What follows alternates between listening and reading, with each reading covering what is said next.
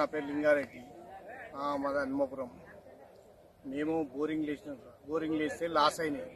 మేము ఇప్పుడు ఒక బోరింగ్ వేస్తే చిన్నగా పడ్డది. ఎమ్మెల్యే చిల్లరకి నీళ్ళు వేస్తుంటే మేము నారు పోసి నాటు పెట్టి మేము చేసినాం సార్. చేసినందుకు మాకు నీళ్ళు ఇయ్యలే, మా చిల్లరకి నీళ్ళు రాలే, మాకు బోరింగ్ పోయలే. మా పొలం 2 ఎకరాలు ఎండిపోయింది.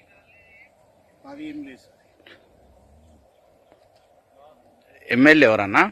ఎమ్మెల్యే అది ఈయన సార్, మన అనిల్ కుమార్ రెడ్డి మా ఎమ్మెల్యే. నా పేరు మైసయ్య, మాది ఉడపర్తి, భువనగిరి మండలం, భువనగిరి నియోజకవర్గం. మా దగ్గర ఇంత నీటి ఎద్దడి మాత్రం ఇంత ముందుకు ఎప్పుడు కాలేదు. ఇప్పుడు ఈ పొలం కూడా అన్ని పొలాలు ఎండిపోయినా కానీ ఇక్కడ మాత్రం వాటర్ ఉండేది. కానీ ఈసారి చాలా తీవ్రంగా నీటి కొరత ఉంది, వ్యవసాయానికి ఇబ్బంది ఉంది.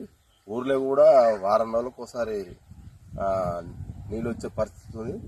జనాలు చాలా ఇబ్బంది పడుతున్నారు. ప్రయత్నం చేసినా కానీ సరి అయిన సమయంలో వాటరు రాలేదు. ఈ మధ్యనే 2-3 రోజులు అవుతున్నట్టుంది.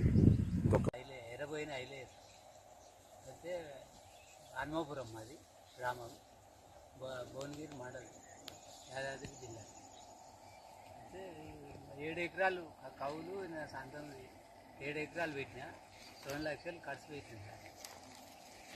ఈ పరిస్థితి ఇది అయిపోయింది. మరి జనాలు ఉండాలనో ఏం చేయాలనో మాకైతే పరిస్థితి అయితే ఆగమాగం ఉంది. అప్పులు చేసి పెట్టినాం సార్. మరి ఏం చేస్తారో మరి లాస్ట్కి మేము ఇవన్నీ చేసుకోవాలని చేస్తారో ఇక మాకు కూడా అర్థమవుతుంది సార్. మేము అప్పులు చేసి బతుకుతున్నాం. అక్కడ కాలువ నీళ్ళు ఇస్తారు అనే సాట మేము ఇది అంతా పెట్టవాల్సి వచ్చింది సార్. లేకపోతే మేము పెట్టకపోదు. ఏదో 2000 అనే పెట్టుకున్నాను. నువ్వు ఆ కాలువ వస్తుందని కాలువ అట్నే చేసిరి. మా ఊరికైతే మాకు ఎక్కడ కాలువ లేదు, ఏది లేదు, మొత్తం ఆగమాగం ఉంది మా బతుకులు. ఈ కాలువ వస్తుందని ఎవరు చెప్పారు? వస్తుందని చెప్పి సార్. ఏ ఎమ్మెల్యే? మా ఊరు ఎమ్మెల్యే అనిల్ కుమార్ ఇష్టమైన సాట కాలువ వచ్చిపోయి మీకు ఏం కాదు అది అనే సాట మేము అంతా పెట్టవాల్సి వచ్చింది. లేకపోతే పెట్టకపోయింది సార్. ఏదైంత పసలకి ఇంత చొప్పున ఒప్పున అలుకొని అన్న సపరేట్గా ఊకుంది కదా సారు. ఏం మా ఏం చేయాలి ఇప్పుడు? మేము ఖర్చులు పెట్టి మిక్కిలకు సరిపోదాయే, మేము ఆగమైపోతుంది. మాకు కాలం లేదా, ఏది లేదా. ఎక్కడెక్కడ నీళ్లు ఉంటే మాకేమో నీళ్లు లేవా, ఏం లేవా. మా 2 మోటార్లు కాలిపోయాయి సార్. ఫస్ట్ ఒకటి చేపించి కట్టిపించిన 10,000 అయినాయి.